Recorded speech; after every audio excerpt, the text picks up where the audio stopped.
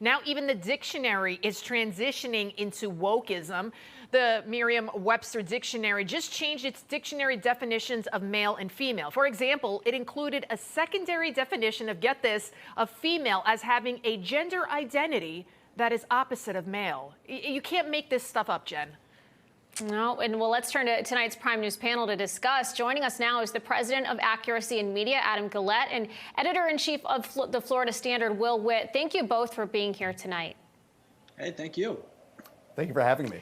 Will, we just showed some of your speech, obviously calling out the school board for allowing such a sexually explicit book in a middle school library. What encouraged you to go out and go to that school board meeting and talk to us about the reaction you got after you did speak out?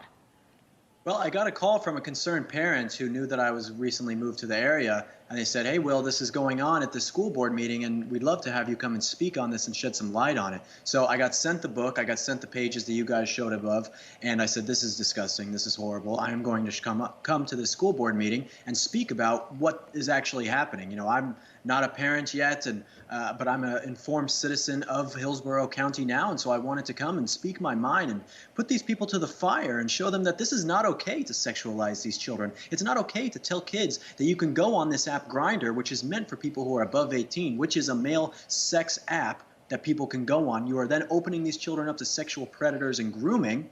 And I wanted to come and say that's not okay. And these school board members, they kind of looked at me like they were deer in the headlights, and I don't think they really wanted to do anything about it. I think they came more about their narcissism and their own political agenda than doing anything actually to help kids. And so I don't know if anything's going to be done by them, but I'm hoping that the administration in Florida can actually make something happen and put these people to the fire as well.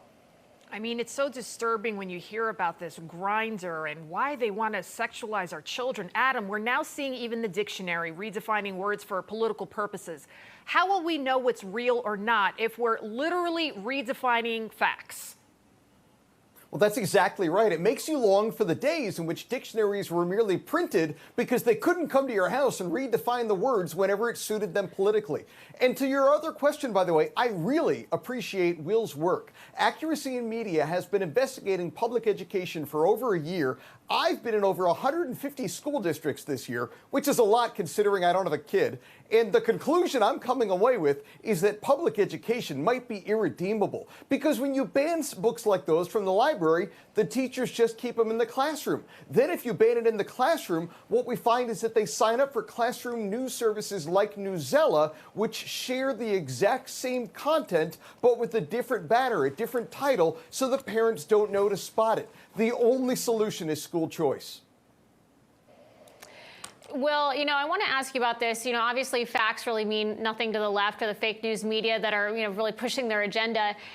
Esquire magazine, they sided with the left to kind of skew the truth, saying that Biden's college debt forgiveness plan, it doesn't hurt you. And of course, we know that's not accurate. I've seen reports that it could cost every taxpayer up to $2,100. Well, what are your thoughts on the way that they're spinning this student loan bailout?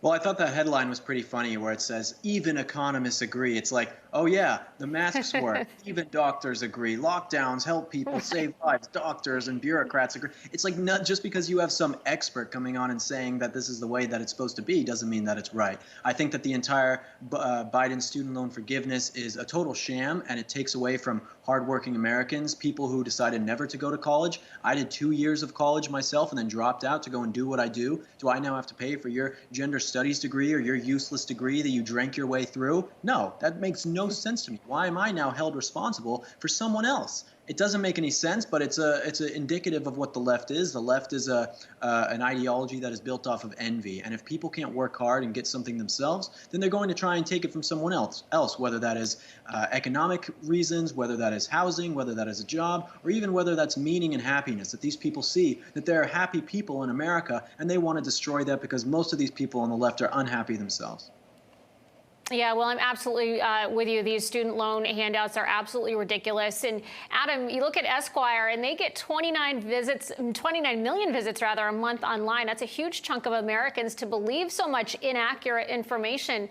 Your thoughts on that? Where's Biden's disinformation board? Well, it's unbelievable because, you know, we sit around and we bemoan CNN and MSNBC, but the real danger is that these leftists have taken over nearly every facet of our culture. They've politicized sports. They've politicized magazines like Esquire. Teen Vogue currently has an ongoing series promoting Marxism to young girls. That's not hyperbole, capital M, Marxism. So when you're worried about your kid, having a leftist professor, that's nothing compared to the influencers they're reading online, the news outlets they're reading online, the dictionary they're looking things up in. The left taking over our mainstream culture is perhaps the greatest threat to our society. Well, thank you so much, Adam and Will. Thank you for speaking the truth and getting the word out there, because that's what we need to do to take our country back. Thank you so much.